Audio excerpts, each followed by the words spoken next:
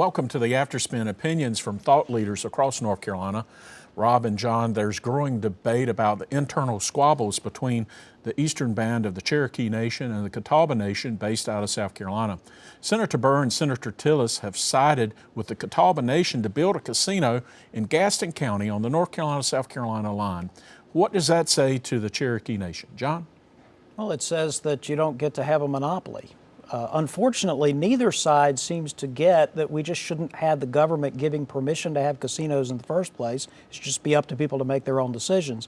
But if you're going to have such a system, you cannot play favorites as some want and say, well, we're going to defend this particular tribe's casino against competition from some other tribe's casino. When government gets involved in these kinds of decisions, nothing good comes of it. Now, the Cherokee would argue to you that the land that they're actually looking at is Cherokee land under a fight that goes back all the way to the mid-1700s. And the Catawba are interloping into North Carolina because they can't get casino gaming in South Carolina. What say you? But people say all sorts of things about events that happened centuries ago for which we have no evidence. And I think it is just unwise. This is another good example. Do we want the Congress or courts try to guess at which communities lived in which places in 1739? It's absurd. Right. Get out of the business. Rob, 38 out of 50 state senators, Democrats and Republicans, signed a letter this week, Senate to Senator Burr and Senator Tillis, saying they were opposed to the Catawba Nation casino. What's the politics? It's interesting. Casino gambling is an issue where actually some folks on the right and left come together.